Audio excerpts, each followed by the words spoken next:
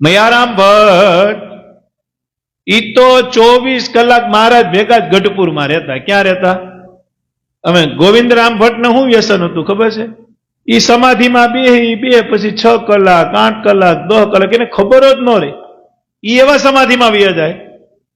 હવે એને ઘરની વાડી હતી માણાવદર, અને એને આસો મહિનો હતો ને ભગવાન સ્વામિનારાયણ કારતક બેઠું બેઠું હતું, અને ભગવાન સ્વામિનારાયણ માણાવદર આવ્યા. ક્યાં આવ્યા? માણાવદર આવ્યા.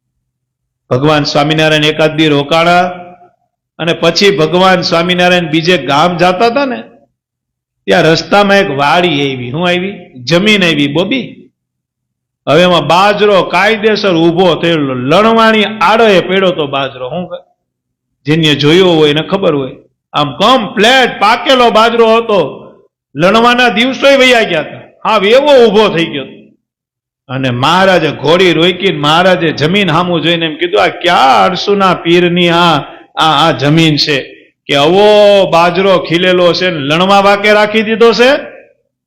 ત્યાં મયારામ ભટ્ટે નીચેથી કીધું, મહારાજ રાજી રહેજો, આ વાડી મારી છે ને બાજરો તમારી કૃપાથી મારો. અરે મહારાજ કેટલો એટલો આળસુ?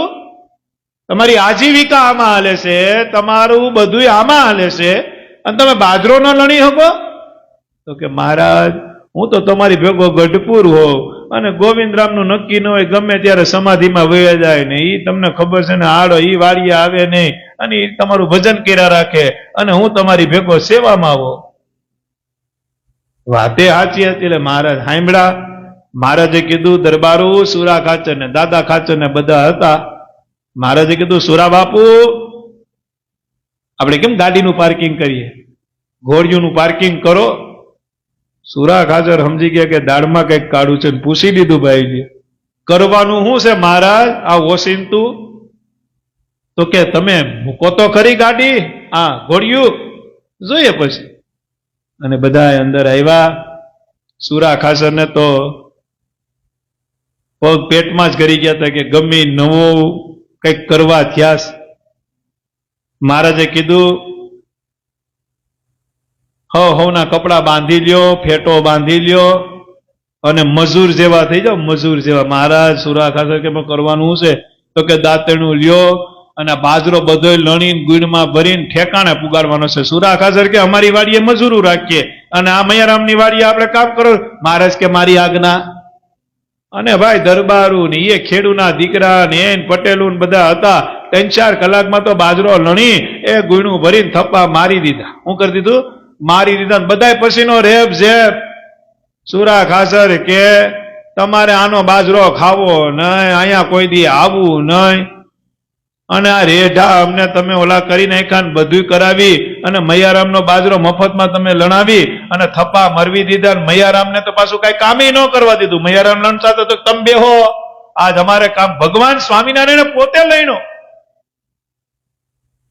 સુરા ખાચર કે આ બધું કરવાનું જરૂર શું હતું?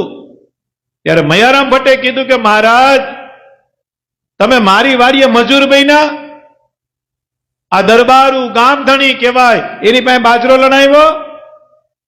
ત્યારે ભગવાન સ્વામિનારાયણે એમ કીધું, જે અમારા કામમાં અમે એના કામમાં હોય, તમે અમારી હાટું કેટલું કરો છો? તમે સતત અમારી વાંહે ગઢપુર હોવ, સતત અમારી સેવા કરો છો. ગોવિંદરામ ભટ્ટ અમારું ભજન કરે છે, તો અમારી પણ ફરજ આવે કંઈક કંઈક તમારા જેવા ભક્તો હોય એનું કામ કરી નાખીએ છીએ. વિચાર કરો.